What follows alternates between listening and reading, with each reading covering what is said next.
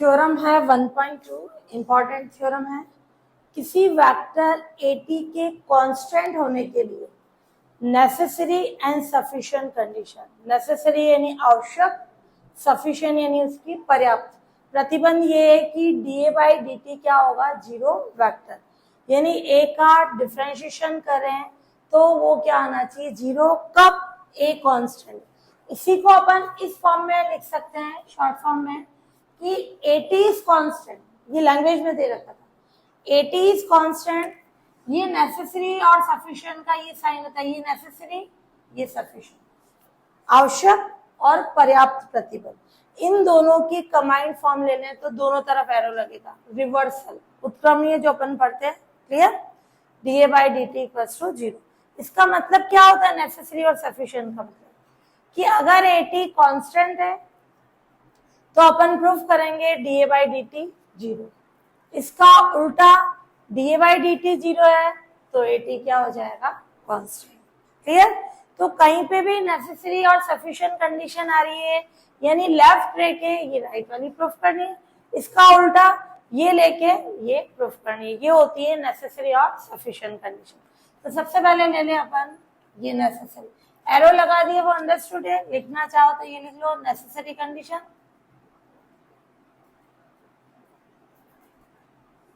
जो उसकी आवश्यक प्रतिबंध है, ये condition.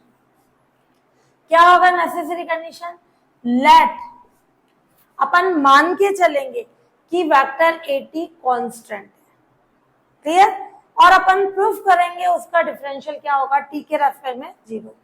Late vector AT b constant, अपन ने इसको कांस्टेंट मान लिया, और टू प्रूव क्या सिद्ध करना है अपने को, dA by dt is equal to zero vector. अब चूंकि AT कांस्टेंट है, एक अचर है, जब ये अचर है, एक कांस्टेंट है, तो अगर मैं इसमें इंक्रीमेंट भी करूं t में, t प्लस डेल्टा t भी रखूं तो वही रहेगा। जैसे 2 है, 2 एक कांस्टेंट है, अगर मैं इसमें कुछ भी इंक्रीमेंट करें 2 ही रहेगा, कांस्टेंट का मतलब ये। तो जब मैं इस t की जगह t प्लस डेल्टा t ले रही हूँ, इसमें वृद्धि करा रही हूँ, इंक्रीमेंट करा रही हूँ, तो वो AT रहेगा। क्यों? क्योंकि AT कांस्टेंट है। मेन इसका कॉन्सेप्ट यही है। ये इक्वेशन फर्स्ट। अब अपन ने ये पढ़ा है, फर्स्ट प्रिंसिपल पढ़ा है, तुमने पढ़ा होगा कि ये dy by dx क्या होता है, y plus del y minus के y delta x limit delta x tends to zero. पढ़िए कंडीशन। अवकलन का प्रथम सिद्धांत, प्रथम प्रिंसिपल ये होता है, देखो y था, y is equal to function of x, y में इंक्रीमेंट हो गया, इसमें से इसको लेस करा, y प्लस डेल्टा y, किसमें इंक्रीमेंट हुआ, x में, x से डिवाइड, यानी डेल्टा x से डिवाइड कर दे, जिससे डिवाइड किया उसी की लिमिट ले लें। क्लियर। तो ये y से y हट जाता है, और अपन limit delta x tends to zero del y upon del x, इसको बोलते हैं क्या होता है, dy by dx। क्लियर। ये कंडीशन ये होती है डेरिवेटिव का फर्स्ट प्रिंसिपल, यानी प्रथम सिद्धांत। तो लिमिट जो डिवाइड हो रहा है वही लिमिट टेंड्स टू जीरो, और ये डेल की फॉर्म में होता है। पार्शियल का तो डेल अपन ने इस फॉर्म में पढ़ा, ये इस फॉर्म में डेल, तो del y upon del x delta x tends to zero, वो होता है dy by dx। इसका यूज करेंगे अपन। तो क्या करें अपन, dA by dt को क्या लिख सकते हैं, dt है, तो limit delta t tends to zero, जो टेंड्स टू जीरो है वो ही डेल्टा t से डिवाइड होगा, और a t plus del t minus AT। Clear. ये कंडीशन है, a t plus del t minus AT, t में increment t plus del t, ये t। मैं यहाँ यूं लिखना चाहूँ y fx है, इसको यूं भी लिख सकती हूँ fx, ये y प्लस डेल्टा y क्या होगा, fx x plus delta x, minus F x और ये डेल्टा एक्स। ये फॉर्मूला भी लिख सकते हैं क्योंकि y प्लस डेल्टा वाई की वैल्यू ये आ जाएगी एंड y की वैल्यू एफ एक्स आ जाएगी। क्लियर? तो यहाँ पे अपन ने लिखा d A by D t, a का डेरिवेटिव है, वेक्टर लगाना, limit delta t tends to zero, क्या आ जाएगी condition? A T plus del t minus A t upon del t, प्रथम सिद्धांत डेरिवेटिव का यानी फर्स्ट प्रिंसिपल से। ये आ गई कंडीशन। अब अपन ने बोला A T plus del T और ए टी क्या है आपस में? इक्वल है, तो क्या आ जाएगी कंडीशन? मैं इसकी जगह क्या लिख सकती हूँ? ए टी लिख सकती हूँ माइनस ए टी, ये del T by equation first. हाँ, अब मेन कॉन्सेप्ट देखना, अगर मैंने डेल टी की जगह जीरो रखा, ए टी माइनस ए टी क्या है? जीरो। जीरो अपॉन जीरो कैसी फॉर्म होती है? इनडिटरमिनेट, अनिर्धारित, है ना। इनडिटरमिनेट का मतलब क्या है कि जीरो अगर कभी भी ऊपर आता है तो अपन क्या बोलते हैं? उसकी वैल्यू जीरो। नीचे कभी जीरो आता है तो इनफाइनाइट। दो सेम नंबर को डिवाइड करें तो 1। तो क्या मैथ्स में एक से ज्यादा सॉल्यूशन होता है क्या? 3 प्लस 3 अपन बोलते हैं कि या तो 6 होगा या 7 होगा या 8, एक ही वैल्यू बताता। तो इसमें और आ गया, या तो जीरो होगा या इनफाइनाइट होगा 1। अपन इसका मान निर्धारित नहीं कर पा रहे, है ना। यानी जिसकी वैल्यू अपन नहीं बता सकते फिक्स क्या होगी, वो कहलाती है इनडिटरमिनेट फॉर्म, है ना, अनिर्धारित रूप। तो इसको अपन क्या करेंगे? पहले इसको सॉल्व करेंगे। A T minus A T zero, पहले मैं लिमिट नहीं लगाऊंगी, simplify. Zero upon del T कितना होगा? जीरो। क्लियर? ये आएगी condition, limit del T tends to zero, zero upon del T यानी जीरो। जीरो पे लिमिट लगाएंगे तो क्या आ जाएगा? जीरो। और ये वेक्टर चल रहा था, वेक्टर में से वेक्टर का डिफरेंस वेक्टर आ गई value, D A by D T क्या आ गया? जीरो। तो जब अपन ने vector of A T constant लिया, ए टी इज कॉन्स्टेंट, तो क्या आ गया? अभी मैंने एक ही एरो लगाया, नेसेसरी। क्लियर? अब इसका उल्टा लेंगे, सफिशिएंट, ये लेके ये प्रूफ कर देंगे। क्लियर?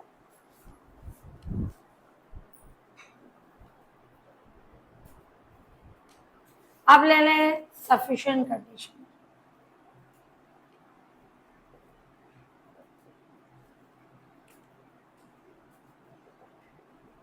इसका उल्टा, यानी let D A by D T zero vector,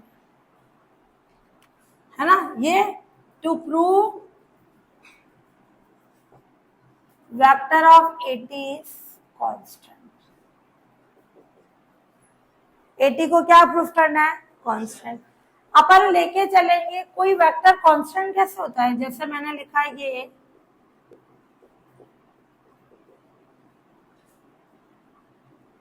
क्या ये कांस्टेंट है? नहीं, किस पे डिपेंड कर रहा है? टी पे। क्लियर? तो ये कांस्टेंट।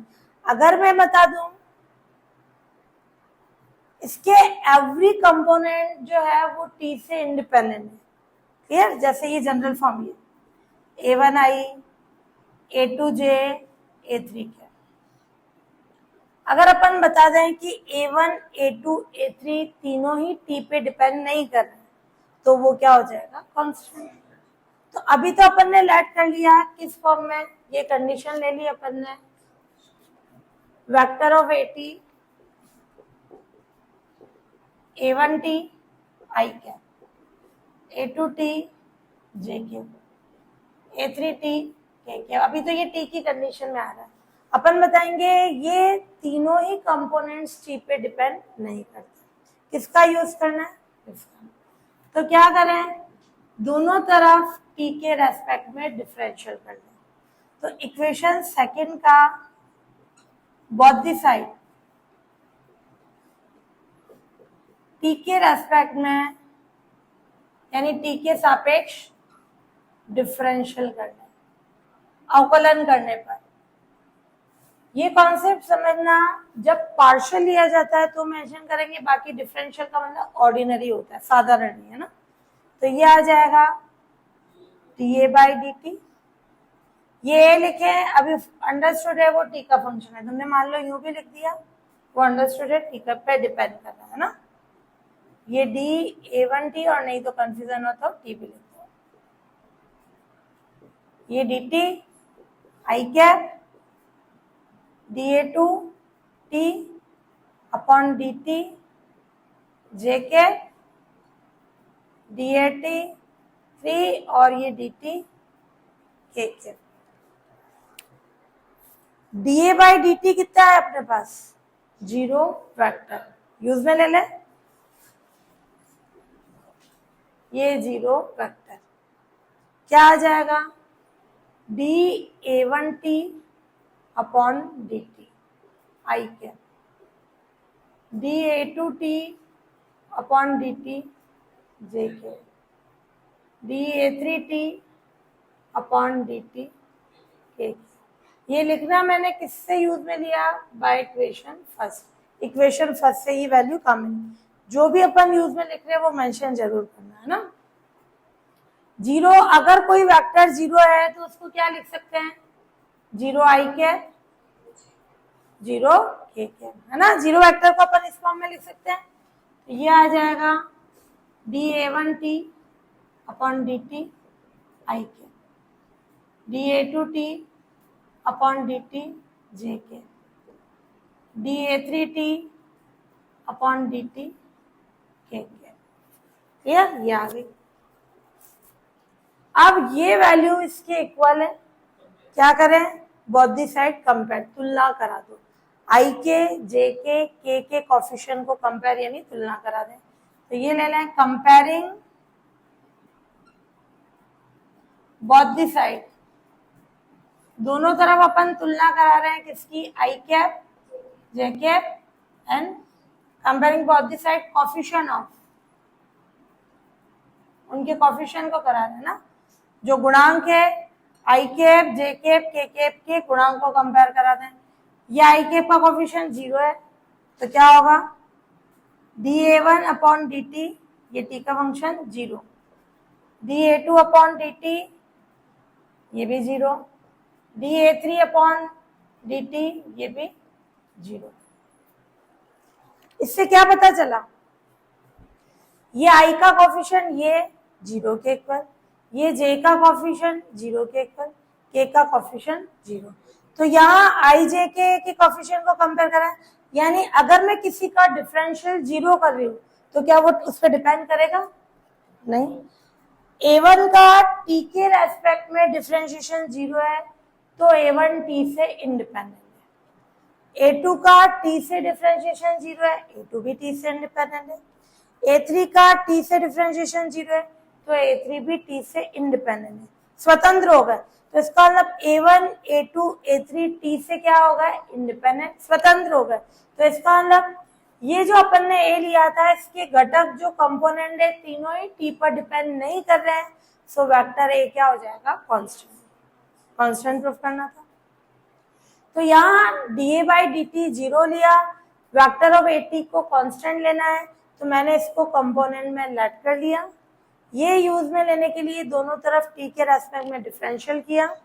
इस dA/dt की वैल्यू इस a को, या ये यूं नहीं कि तुम बोलो डिफरेंट है, ये a t का फंक्शन है, ये भी अंडरस्टूड है a t का फंक्शन है ना, फंक्शन की फॉर्म में लिखा है।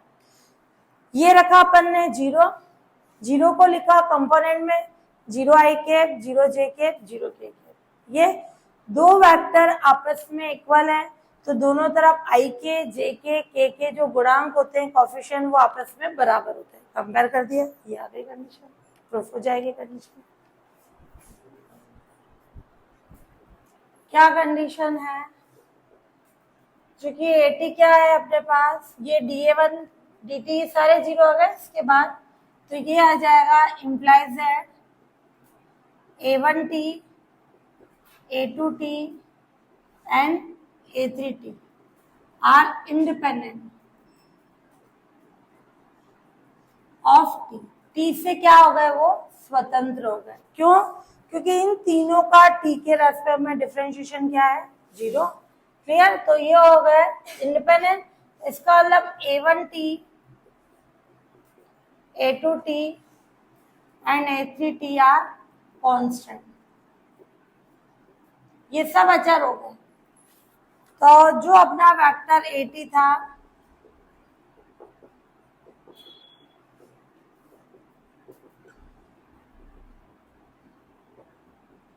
वो भी, अगर ये कंपोनेंट कांस्टेंट है, अचर है, तो क्या हो जाएगी कंडीशन? AT भी क्या हो गया? कांस्टेंट। ये प्रूफ करना है। तो अपन ने लिया क्या? dA/dt 0 वेक्टर, और प्रूफ कर दिया vector of A is constant. A लिखो, AT लिखो, सेम बात है, वो T का फंक्शन बता रहा है। लास्ट में अपन ने दोनों चीजें प्रूफ की, तो दोनों चीजें प्रूफ की तो लिखेंगे हेंस AT is constant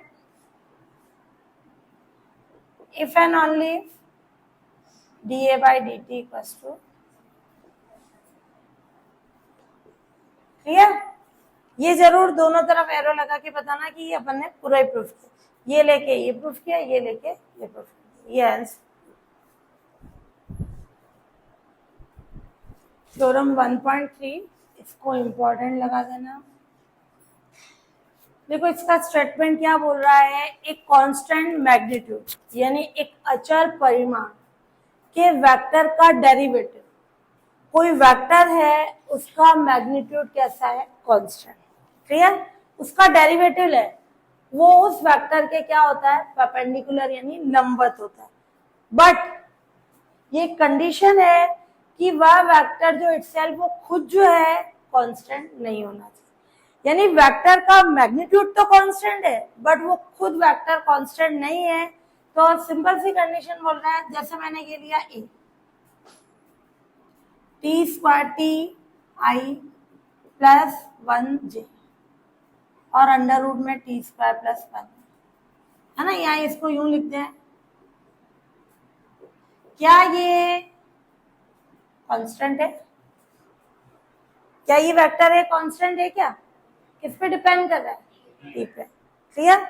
अब अगर अपन कंडीशन लें इस पे कंडीशन लें, इसका मॉड लें, कितना आएगा? अंडर रूट I के कोफिशिएंट का स्क्वायर यानी T² प्लस 1 प्लस J का कोफिशिएंट क्या है? 1/√T² प्लस 1, उसका स्क्वायर लें, एलसीएम आएगा T² प्लस 1 का अंडर रूट। तो वेक्टर एक खुद कांस्टेंट नहीं है बट उसका मैग्नीट्यूड कांस्टेंट है। क्लियर? तो अपने को प्रूफ करना है इसका जो डेरिवेटिव है वो खुद के क्या होता है? परपेंडिकुलर। ये प्रूफ करना है। थ्योरम का स्टेटमेंट समझ में आया कि एक वेक्टर है वो इटसेल्फ कांस्टेंट नहीं है बट उसका मैग्नीट्यूड जो है वो कांस्टेंट आ रहा है। तो अपने को प्रूफ करना है कि जो उस वेक्टर का डेरिवेटिव है वो खुद के क्या होना चाहिए? परपेंडिकुलर होना चाहिए। दो वेक्टर्स परपेंडिकुलर होते हैं तो उनके बीच एंगल क्या होता है? 0। ये प्रूफ करते हैं। क्लियर? हाँ, 90 है यानी थीटा 90 वो परपेंडिकुलर होगा। या फिर अपन बोले A.B क्या होगा? 0, यानी इनका आपस में डॉट प्रोडक्ट क्या आ जाएगा? 0। क्लियर? ये प्रूफ करना अपने को। समझ में आया थ्योरम? तो अपन ने ले लिया let vector of AT be not constant, खुद कांस्टेंट नहीं बट AT का मॉड ले लिया, सिंपल है, वो कैसा है? Is constant. टू प्रूव क्या सिद्ध करना है अपने को कि A जो उसका डेरिवेटिव है वो उस वेक्टर के क्या होता है? परपेंडिकुलर। Statement clear? अब प्रूफ करें अपन। तो क्या कंडीशन है इसमें? कि ये ले ले अपने पास, अपन ने थ्योरम फर्स्ट की थी, वेक्टर ऑफ ए स्क्वायर को अपन ने क्या लिखा था, simple A square, A dot A करके कंडीशन लिखी। अब इसका डिफरेंशियल करें बोथ दी साइड, फर्स्ट का टी के रेस्पेक्ट में डिफरेंशिएशन करने पर, ये डायरेक्ट फर्स्ट लिखो या तुम यूं लिख सकते हो ए dot A mod of A cos zero, तो इससे क्या आएगा ये ना। अब टी के रेस्पेक्ट में डिफरेंशियल करें, D by D T of vector of A square, D by D T of, जब वेक्टर का डिफरेंशियल करते हैं तो अपन ने क्या लिखा था, आगे किया था थ्योरम फर्स्ट में, डायरेक्ट लिखो इसको, या मैं इसको लिखूं D by D T of A dot A, और ये कांस्टेंट है, ए कांस्टेंट है, तो कांस्टेंट का डेरिवेटिव कितना होगा, जीरो, ये आ जाएगा जीरो। क्यों, क्योंकि ए इज कांस्टेंट। और इसको क्या लिख सकते हैं अपन, a constant d A by D t, वापिस a constant d A by D T, ये zero, twice a dot D A by D t is equal to zero. तुम इसका डायरेक्ट डिफरेंशियल लिखना चाहो वेक्टर की फॉर्म में, two A D A by D T direct लिख सकते हो, है ना। जब वेक्टर होगा तो डॉट आएगा, जब वेक्टर नहीं है तो सिंपल फॉर्म आ जाएगी ये। अब two A dot D A by D T zero आ रहा था, a dot D A by D t भी क्या हो जाएगा, जीरो, टू हटा दे, इन दोनों का डॉट प्रोडक्ट जीरो है, तो इससे क्या कंडीशन है, दोनों परपेंडिकुलर हो। अब मैं ए को आगे लिखूं, इसको पीछे लिखूं, ए बी के परपेंडिकुलर है तो बी ए के होता है, ये condition proof. Clear. Main concept क्या था कि वेक्टर खुद कांस्टेंट नहीं है बट उसका मैग्नीट्यूड कांस्टेंट है, तो अपने को प्रूफ करना है उसका डेरिवेटिव जो है उस वेक्टर के परपेंडिकुलर होना चाहिए। तो अपने को इनमें रिलेशन चाहिए, तो ये चीज दे रखी है ए, वेक्टर का उसके मैग्नीट्यूड के साथ क्या रिलेशन होगा, vector of A square plus ये, दोनों तरफ डिफरेंशिएशन कर लो, डायरेक्ट लिखना चाहो two A dot D A by D T, ये कांस्टेंट था ए, तो इसलिए इसका डेरिवेटिव क्या हो गया, जीरो, टू हटा दो, ए dot D A by D T zero, यानी दो वेक्टर्स का डॉट प्रोडक्ट जीरो है तो वो आपस में परपेंडिकुलर हो जाएंगे, ये प्रूफ हो गई कंडीशन।